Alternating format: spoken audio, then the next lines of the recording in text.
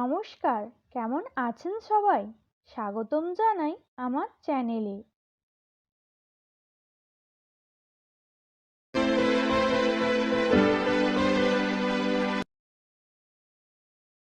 আপনাদের কাছে আমার একটাই অভিযোগ, আপনারা ভিডিও তো দেখেন, কিন্তু লাইক, শেয়ার এবং সাবস্ক্রাইব করতে ভুলে যান। আপনাদের একটা লাইক আমার ভিডিও করার ইচ্ছে কয়েক গুণ বাড়িয়ে দেয়। বেকিং সোডা, 1 টেবিল চামচ বেকিং সোডা জলের সঙ্গে মিশিয়ে নিয়ে ঘর মুছলেই মেঝে একদম চাঁদের মতো ঝকঝকে হয়ে যাবে। বেকিং সোডার মধ্যে ব্লিচিং উপাদান আছে, যা বহুদিনের জমে থাকা ময়লা পরিষ্কার করে দেয়। এটা দিয়ে শুধু মেঝে নয়, জানালা, দরজা, ওভেন সব পরিষ্কার করা সম্ভব।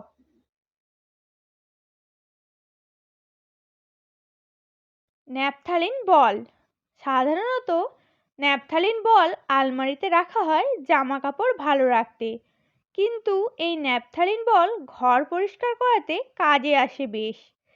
একবার এমনি জল নিয়ে ঘর মুছে জলের মধ্যে কয়েকটা ন্যাপথালিন বল ফেলে দিতে হবে। আধ ঘন্টা রেখে সেটা দিয়ে ঘর মুছতে হবে।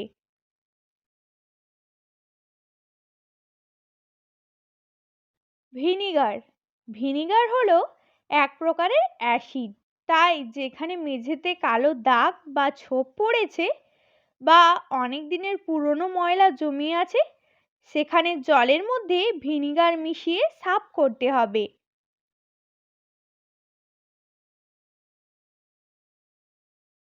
লেবুর রস, যেসব দাগ বা ময়লা যা সহজে দূর হয় না, তার জন্য রয়েছে লেবুর রস।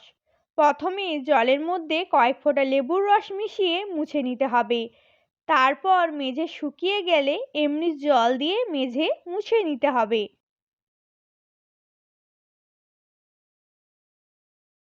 বোরাক্স পাউডার, বোরাক্স পাউডার একটি শক্তিশালী উপাদান।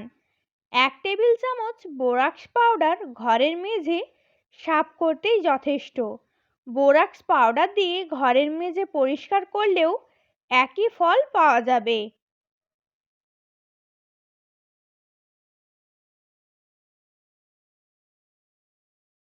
ডিটারজেন্ট পাউডার, ডিটারজেন্ট পাউডার যা কাপড় কাচার জন্য ব্যবহার হয়, ঘরে মুছতেও কাজে লাগে। সামান্য মেশালেই কাজে দেবে, বেশি দিলে কিন্তু ফেনায় মেঝে চটচটে হয়ে যাবে।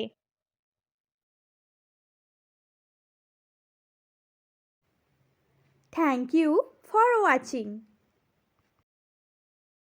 Please like, comment, share and subscribe.